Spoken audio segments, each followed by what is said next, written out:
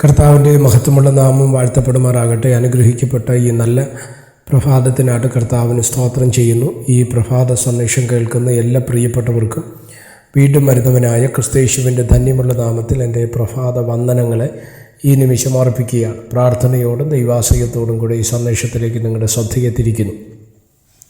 സദൃശ്യവാക്യങ്ങൾ 14 അധ്യായം അതിൻ്റെ 21 വാക്യം. കൂട്ടുകാരനെ നിന്ദിക്കുന്നവൻ പാപം ചെയ്യുന്നു, എളിയവരോട് കൃപ കാണിക്കുന്നവന് ഭാഗ്യവാൻ. ഈ വാക്യങ്ങൾക്കായിട്ട് ദൈവത്തിന് സ്തോത്രം ചെയ്യുന്നു. എന്തുവാ കൂട്ടുകാരൻ നിന്ദിക്കുക എന്ന് പറയുന്നത്, അല്ലെങ്കിൽ കൃപ കാണിക്കാൻ വേണ്ടി പറയുന്നതിൻ്റെ കാരണം എന്താണ്?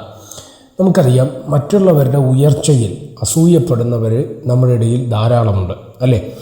മാത്രമല്ല, ഒരാളിൻ്റെ തകർച്ചയിൽ സന്തോഷിക്കുന്നവരും നമ്മുടെ ഇടയിൽ ഉണ്ട്. ഇത് രണ്ടും തെറ്റാണ്. സ്തോത്രം.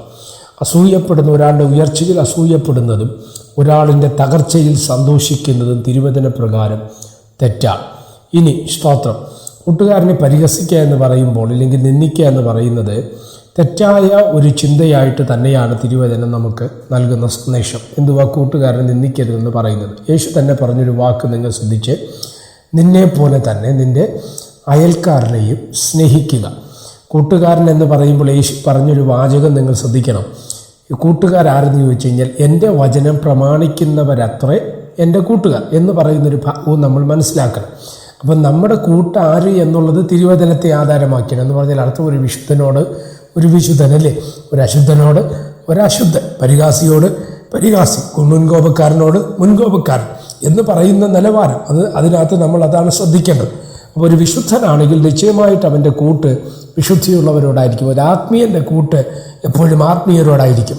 അങ്ങനെയെങ്കിൽ അങ്ങനെയുള്ള ഒരു കൂട്ടുകാരൻ എന്ത് ചെയ്യരുത്?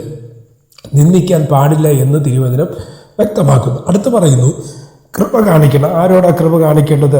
ആ വാക്യം നിങ്ങൾ ശ്രദ്ധിച്ച്, എളിയവരോട് കൃപ കാണിക്കുവാൻ തിരുവചനം നമ്മെ വ്യക്തമായി പഠിപ്പിക്കുന്നു.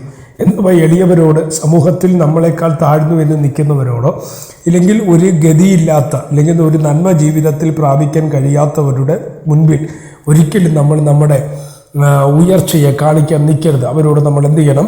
കരുണ കാണിപ്പാൻ തക്കവണ്ണം ഇടയാകണം. എന്താണ് അതിന് കാരണം? ലൂക്കോസ് വിശേഷം 6 അധ്യായത്തിൻ്റെ 36 വാക്യം നിങ്ങൾ ശ്രദ്ധിച്ചേ.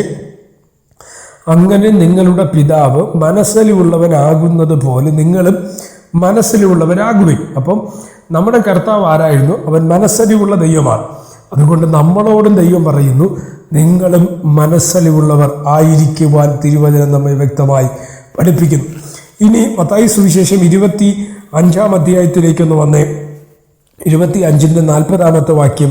അവിടെ പറയുന്നു, രാജാവ് അവരോട്, എൻ്റെ ഈ ഏറ്റവും ചെറിയ സഹോദരന്മാർ ഒരുത്തനും നിങ്ങൾ ചെയ്തിടത്തോളം എല്ലാം എനിക്ക് ചെയ്തു എന്ന് ഞാൻ സത്യമായിട്ട് നിങ്ങളോട് പറയുന്നു എന്ന് അരുളി ചെയ്യും. അപ്പോൾ ശ്രദ്ധിച്ചേ, അപ്പോൾ നമ്മുടെ കർത്താവ് എന്താ ചെയ്തേ?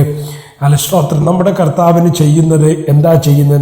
നമ്മുടെ കൂട്ടുകാരന് എന്തെങ്കിലും ചെയ്യുന്നു, ഉദാഹരണത്തിന് ഭിക്ഷക്കാരൻ വന്നാൽ അവരെ നമ്മൾ മാനിച്ചാൽ, സ്തോത്രം, ഒരു അഭിഷക്തൻ നമ്മുടെ വീട്ടിൽ വന്ന് അവർക്ക് വെള്ളം കൊടുത്ത്, ഇല്ലെങ്കിൽ ചായ കൊടുത്ത്, ഇല്ലെങ്കിൽ അവരെ ട്രീറ്റ് ചെയ്താൽ കർത്താവിന് ചെയ്തതായിട്ടാണ് തിരുവചനം നമ്മെ പഠിപ്പിക്കുന്നത്, അല്ലേ?